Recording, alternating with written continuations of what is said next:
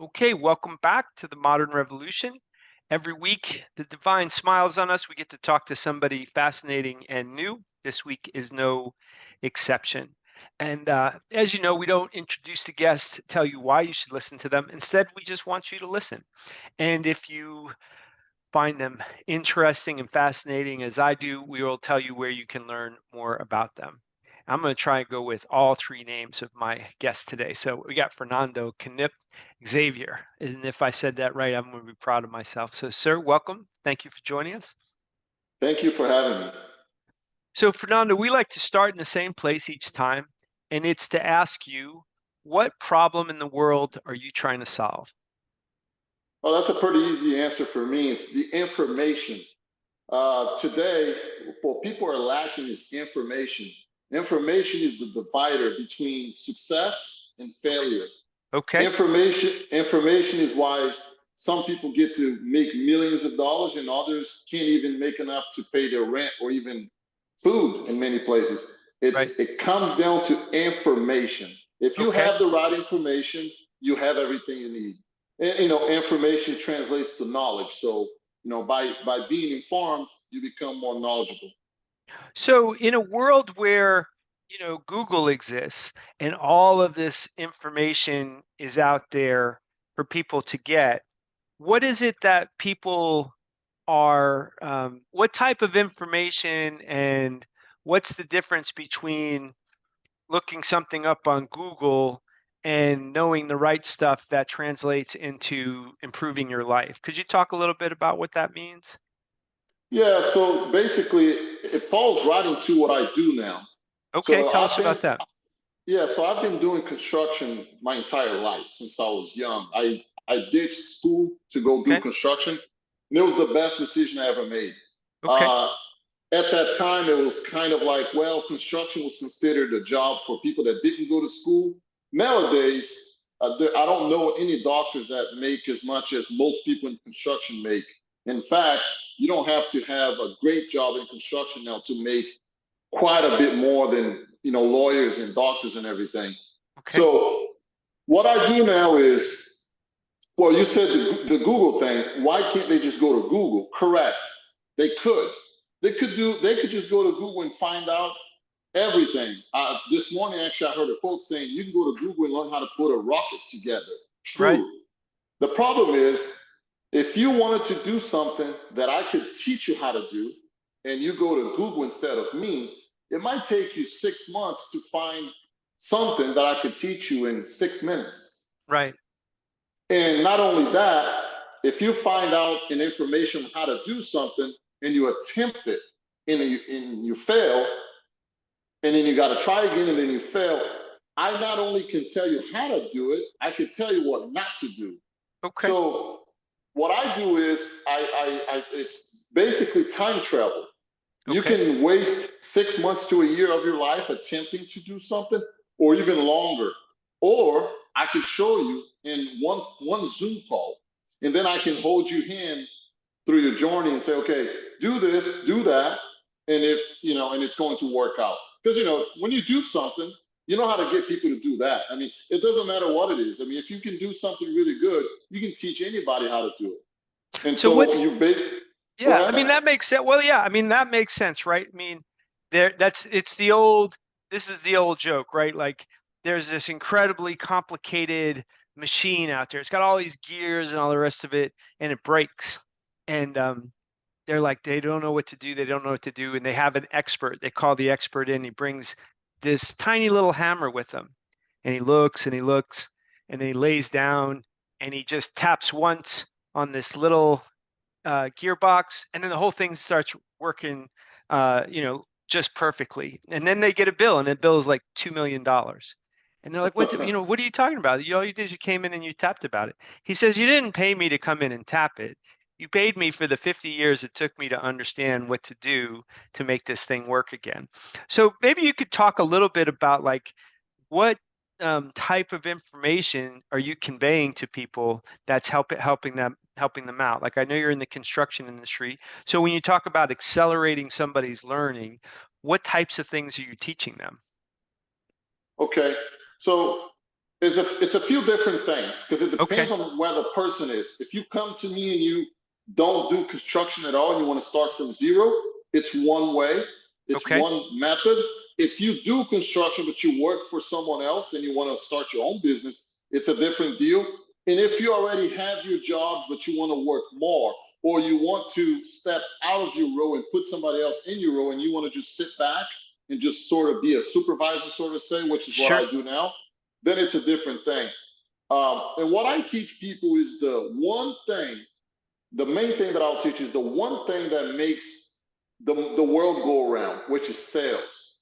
Okay. How to sell. And when I say sell, I don't just mean selling a job, but selling yourself. Right. Because when you go bid a job, what people are missing is they show up to a job and they want to bid, get the job from the homeowner. They'll sit there and talk about the product and how this is great, that's great. I never mention a product. I never mention anything like that. I walk in and I have my whole thing that I do that has nothing to do with the job. Hmm. When I leave that house, we have maybe talked about the job for maybe a minute. And it's the Okay. last minute that I'm in that house. So Hmm. I teach people how to do that, how to read your surroundings. You walk in, you see something that the person might be into. If you walk into a house and you see a bunch of airplanes, you know that person is maybe a pilot or he just loves airplanes. Hmm. Notice that, go into that, get to know the person, get the person to talk to you more on a personal level. By the time you bring up the job, that person wants you to do it because none of the other salesmen are doing that, or they just go into the sell too much. Do you know what I'm saying? Sure. I'll give you a few techniques, for example, and this is just sales. Okay. Um, do you have any kids at all? Do you have a family? Yes, I do. Yes. Okay. If I was to walk into your house today and say, do you want to buy new windows and doors? And your windows and doors are working perfectly fine. You're probably Right. going to say no. Doesn't matter Right. how good these windows are. But if you got a 5-year-old kid, a 9-year-old kid, and I walk into your house and I say, you know what, this neighborhood isn't as safe as it was before.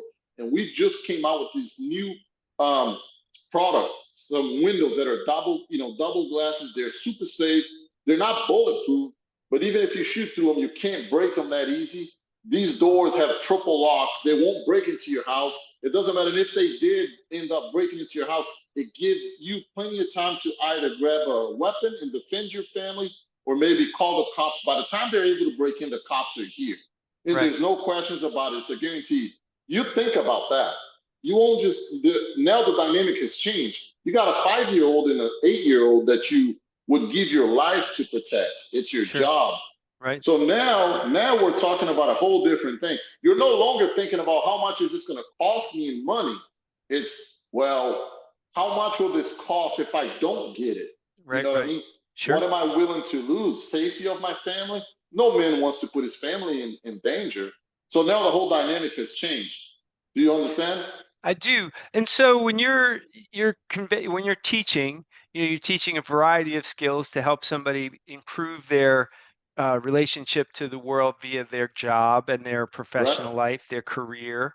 And some things are teachable, some things are not. I mean, I'm curious what you observe out there in the world of the a work ethic. Do you find people coming to you looking for a hack, like tell me a shortcut? Or are you finding that the work ethic among the people that you're coming to is super strong?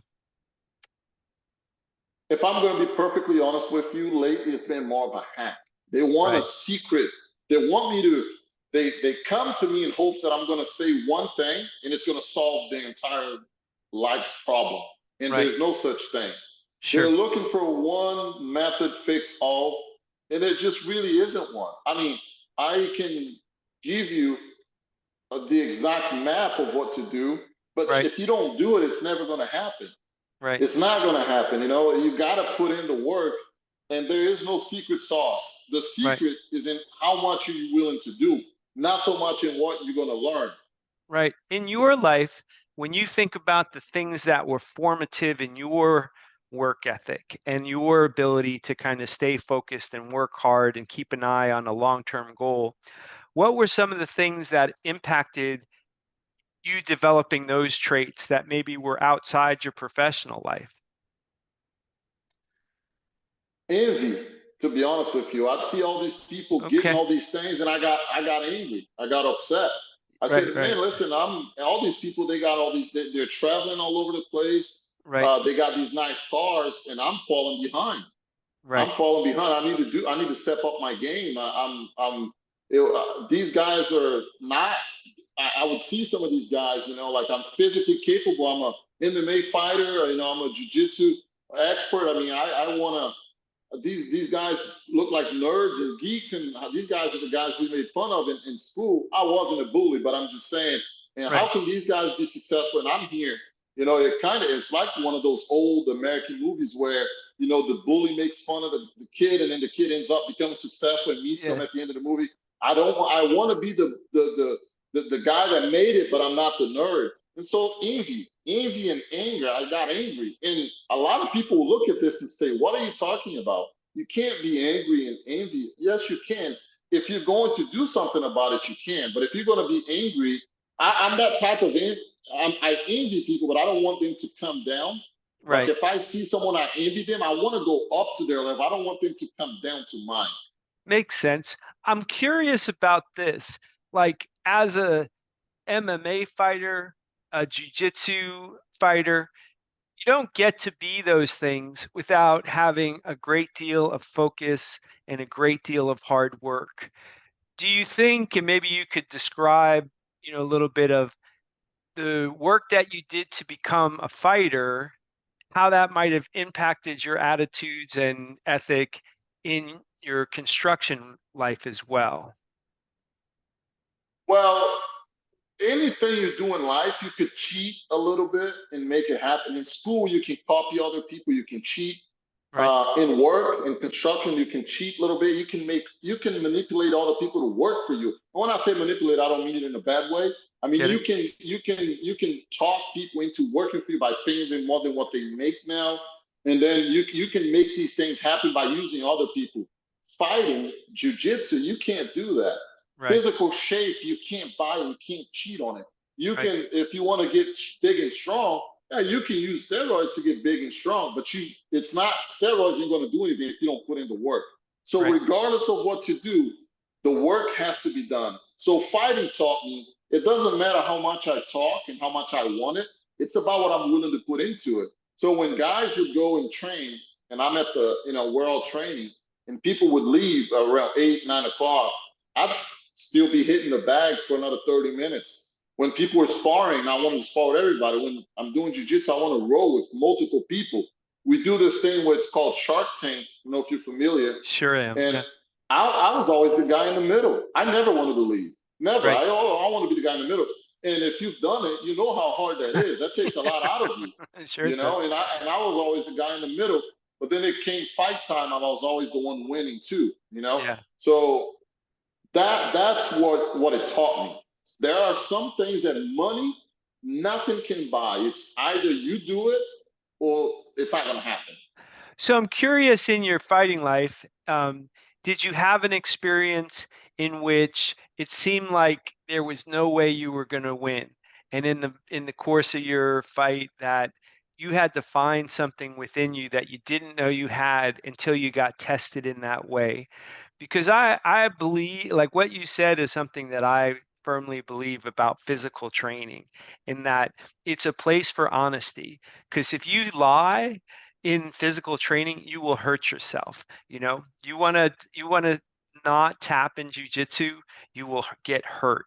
You want to not stop a striking situation in a sparring match. You are going to get hurt, and it will be your fault, not the training partner's fault. So I find it very honest. However, in a competitive environment where we're looking to find the edge of what we're capable of, there are times where I think the honesty and the truth doesn't present itself until the conflict presents itself. So there are times where I think you can be in those competitive environments and think there's no way I can win. But if you don't let that take over your point of view and you fight to your full capability, sometimes we learn that the truth about who we are is that we're more and bigger than we think. And I'm curious if you ever had a situation that looks like that. Yeah, I do, and I want to make a point what you said about pushing yourself and protecting yourself and getting hurt. You know, the referee is not in the ring to protect the one guy from killing the other guy. The referee is there to protect you from not killing yourself, because you Right. can be Yes. too tough for your own good. You Right. cannot tap, just like you said. You can play the game where you don't want to tap. The referee is there to make sure you're not stupid enough not to tap. If he sees that you're not tapping, he'll tap for you. And you Right. know that. If he sees that there's a bad injury coming, most of the time, if he can get in the middle of that, he will. So the referee is there to protect you against yourself, not you from the other guy, like people That, think they are. that's a great Uh, point. and as far as the other thing is, absolutely, that's a turning point in my life. Fighting was a pivotal point. I had one fight where I fought for the championship belt. It was 5 5-minute rounds. The night before the fight, right after the weigh, actually 2 nights before the fight, right before I was going to sleep, I've been cutting weight. I cut like 20 pounds of water weight. My friend asked me to get up and he was going to teach me this technique where he was uppercutting me and then kneeing. And I was so weak from losing the weight. And I told him, I was like, I don't want to do it. And he kept begging me to show me this. So I stood up, he grabbed my neck, and he went to pretend to punch me. And his thumb hit the bottom, my bottom lip. And I bit the bottom lip on the inside, and it almost cut all the way through. Oh So my goodness. I had 38 stitches on the inside of my lip 2 nights before the fight, and I had to hide it from the athletic commission because they would never let me fight with that. Sure. So then I go and I weigh in the next day. I didn't sleep that night because I was at the Sure. hospital. Then I went and weighed in. That fight started. The very first jab the guy threw broke all those stitches off. My mouth was just pouring blood. Now it gets worse. I threw 3 kicks. The second kick I threw, I broke my left foot in half immediately. This all happened My within God. 1 minute of the first round. So Oh my my goodness. lip is split open. My foot is broken. When I broke my foot, when I went to step, I kind of limped a little bit, and that showed weakness for a second. The guy put me against the cage and just tortured me. He must have landed about 10 good punches, broke my nose in 13 places, broke my eye socket, had me rocked. That was in the first minute of the fight. And I ended up bouncing back and hitting him harder than he was hitting me. I don't know how. I was on autopilot. He ended up backing up. And you can find the footage on my Instagram. You could actually see that on my Instagram. And he ended up backing up. Now, I got a broken nose, a broken eye socket, broken left foot, and my mouth is split open.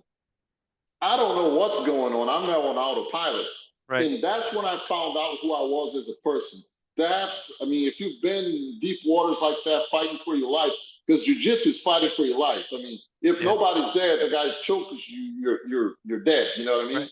Yeah. So in that fight, I withstood 24 minutes, the rest of the fight, and I fought hard, and I fought to the last second. It was a gritty fight where we punched each other hard, Right. very hard. I mean, I ended up, yeah, it took me a while to recover, but I Sure. blacked out. And not one time in that fight did I think, you know, if he puts his hand around my neck, I could just tap and it's over. I fought to the last minute. In fact, the last 30 seconds of the fight, I was running after him, you know?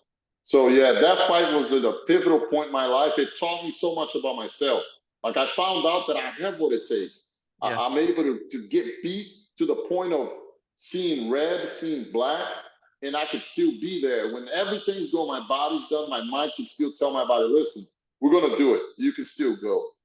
So what was the moment that all of this grit that you realized you had, this courage you realized you had, this toughness, what was the moment outside the ring where you realized all of these things that are inside of me that I cultivated as a fighter, that I've, developed this discipline, that I have this toughness, and that when did you realize, oh, that applies to success in the financial world, the professional world as well? Was there a turning point where you recognized, oh, if I work hard out in this environment, I can really change my life? Immediately after that fight, my life changed immediately. I knew on the way on going home to my house, I knew like, okay, this is different. I'm no longer who I was. I knew I made that transition from boy to man. Mm-hmm. And then once I got home, I had some family members there, at the house to see me. This is the first time they've been to a fight. I'd fought many times before, but nobody had ever gone. I think they've been to one fight, and all my fights ended in the first round by knockout. Even though I was a jiu-jitsu guy, I was a wrestler, but I Yeah. knocked everybody out in the first round on my feet. So all my fights had ended. All but one ended on the first round by knockout. And they had only been to one of my fights, and that fight ended within 28 seconds, and it was Mhm. quick and easy. I didn't even get hit. So they were used to seeing on we didn't have Instagram at the time. We just had, they were used to Sure. seeing footages of me hammering people, putting them out, not a scratch on my face. And then that fight, everybody decided to go, and I come out all messed up. Um, so that the next day, when I got home that night, there was a lot of people at home, and some made some smart comments about, oh yeah, he'll never fight again, or oh, see, don't play with fire, and I'm looking around thinking, these losers, and I'll say it even about my own family, these freaking losers, I'm here dedicating my whole life to this. Right. I train 6 hours a day after working 10 hours a day. I'm sleeping 6 hours a day, 5, 6 hours, because I got to train, and they're talking this nonsense. They're not even working 8 hours a day, and I'm working 10 on top Right. of training. And I was like, you know what? I have what it takes. I should be successful. And I immediately after that, I started my own. I had already had my business, but I wasn't concerned with it.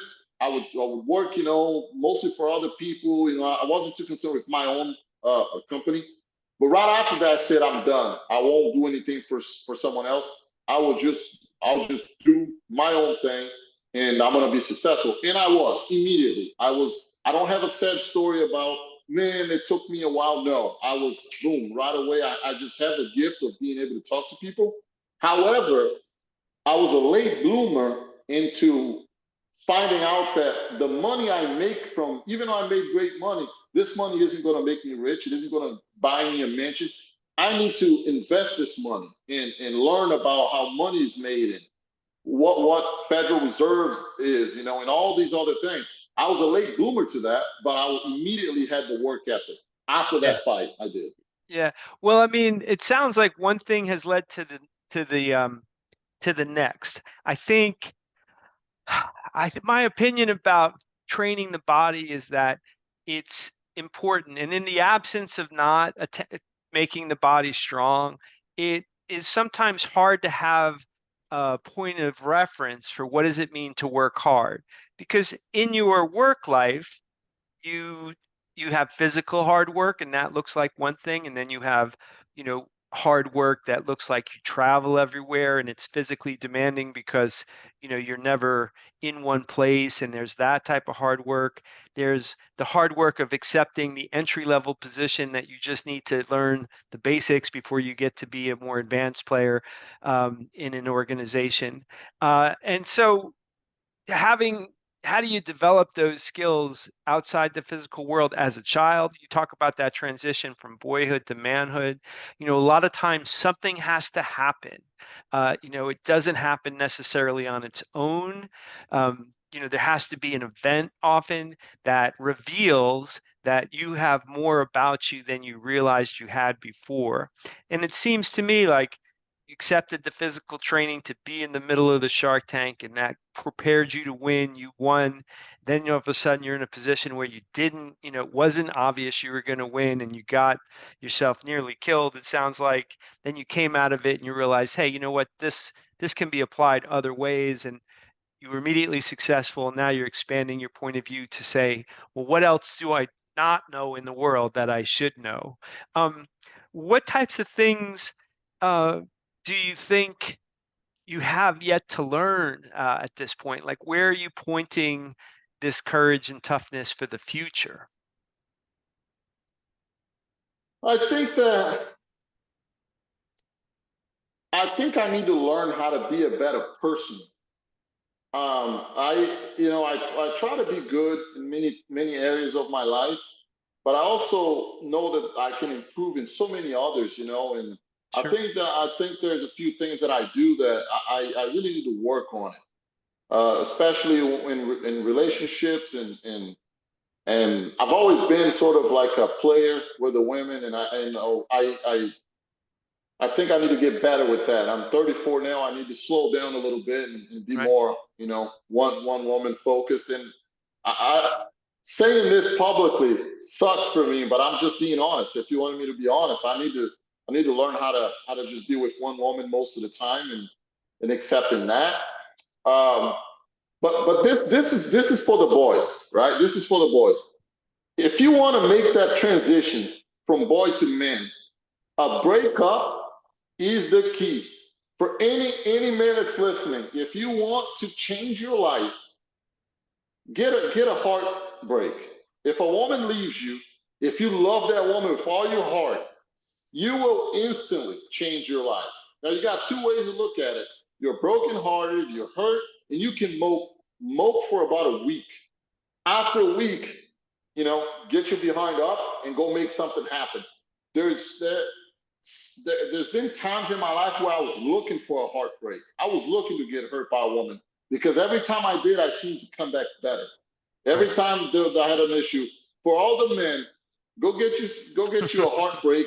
Let a woman break up with you that you really really love, but you Yeah. don't think there's a future there. You'll not believe the benefits of that in your life. And if you look back through history, I don't think there's many men that are successful millionaires and makes money and have a great life that doesn't say that this is the reason why. It's 99%.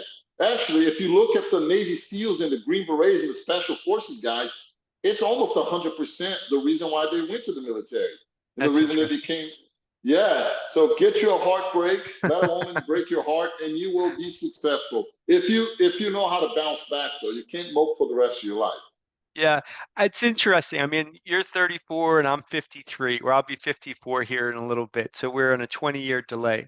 And I know what it's like to make a lot of money, and I know what it's like to lose a lot of money. I know what it's like to be married. I know what it's like to be divorced. I have, my life, good and bad, has had highs and it's had lows. And I'm one of those people that's had some pretty high highs, and I've had some pretty low lows as well.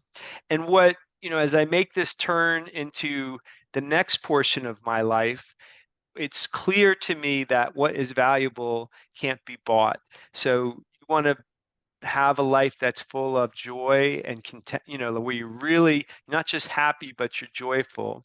It can't happen without a development of your character. So when you talk about becoming a better person, we all have those places where our character could be stronger, could be more consistent, where where we're less and less hypocritical and closer to the values that we talk about. Nobody's got perfect, where they're perfectly true to what they say they want to do, but we should aspire to kind of refine our behavior so the behavior matches the values that we say are important to us. And that is the thing that at this juncture in my life is what is primarily valuable, because you can be super careful with your money and you can still have a breakup with your money. You can love someone deeply and things can change. There's only one constant, and that is the ability that it's going to change. Whatever you think is how it's going to be, it's going to be like that for some portion of time, but then it's going to change. Well, let's say someone's out there listening and they're really attracted to what you're saying and they want to learn more about you and they want to perhaps figure out how to engage with you. Tell us where they should look. They should go to my Instagram. My Instagram is at Nando underline Knip. That's KNI double P's as in Paul. So Nando underline Knip. They can go to my Instagram and find me. I do speak multiple languages, so you'll see me on there speaking Portuguese or English or a few different languages. So I try to, have something for everybody. So I try to, when I post something in English, I try to translate it to Portuguese, and in the opposite, when I do something in, Portuguese, I try to translate it to English. But yeah, they can find me there and they can learn more. And hopefully, if they need my help, I'm not a coach. I'm not definitely not a coach.